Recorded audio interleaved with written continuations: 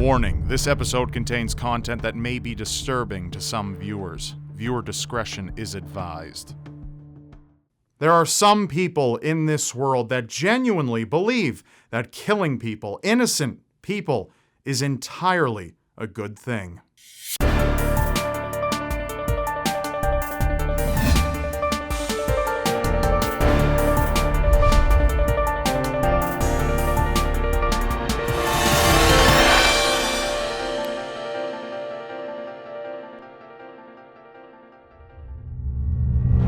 It was 1989, and FBI agents had been huddled around a sound recorder, listening carefully with expressions of terror and grief splashed across their faces. They had bugged the home of Zain Issa, a 61-year-old Palestinian American suspected of having ties to a terrorist organization. They had bugged his home in hopes of discovering information that would lead to an arrest to put Zain away and hopefully result in obtaining other pieces of critical information regarding the organization. But what they suspected to be great evidence turned into evidence of a different kind. Evidence that left the listeners confused, angry, and shocked. On tape, they had heard the ruthless murder of one of Zain's daughters, Palestina.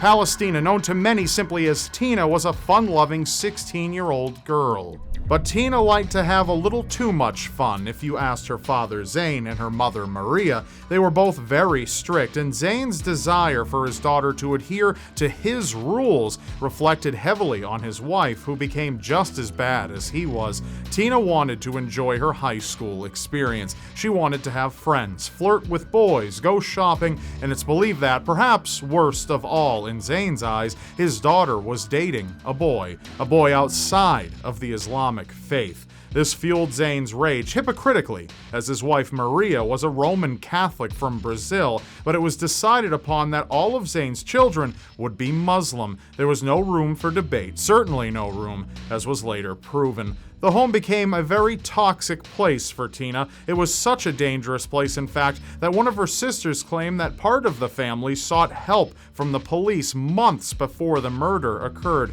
requesting that Tina be placed in a foster home for her own safety. But nothing was ever done.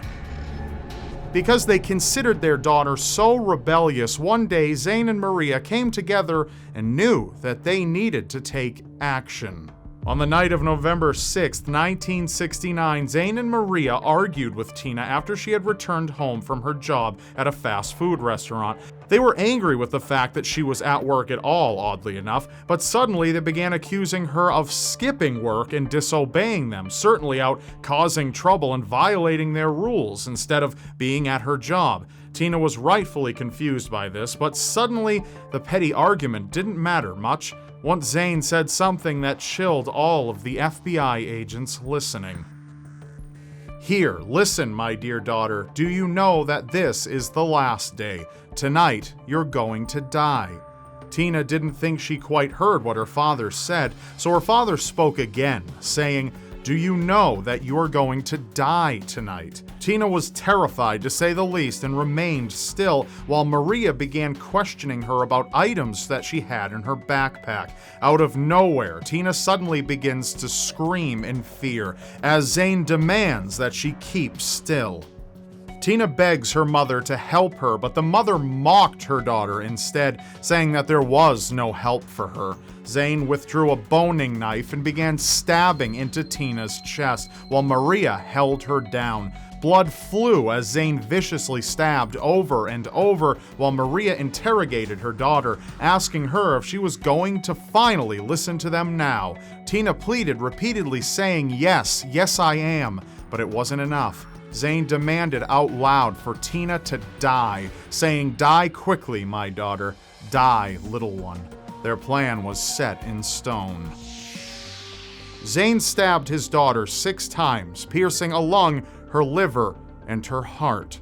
Tina died with Zane's foot on her mouth as he attempted to quiet her screaming and begging. Unfortunately, the FBI agents were unable to help as the recording they were listening to wasn't live but previously recorded while no one was monitoring the device. Zane and Maria were promptly taken into custody and stood trial for the murder of their daughter. On tape, the jury listened to more evidence of the two planning out how they'd make the murder look like self-defense, claiming that their daughter had been using drugs or had tried to attack them with a knife, an elaborate yet clearly untrue story. The jury didn't buy their warped justification for the brutal murder of their own child. Both parents were sentenced to death for their actions. A family friend spoke on the stand, clearly upset at the jury's decision, claiming that the jury didn't understand how important it was for Zane and Maria to murder their daughter, as Tina was an embarrassment to their family, and allowing her to live would have been like walking into public without clothing on.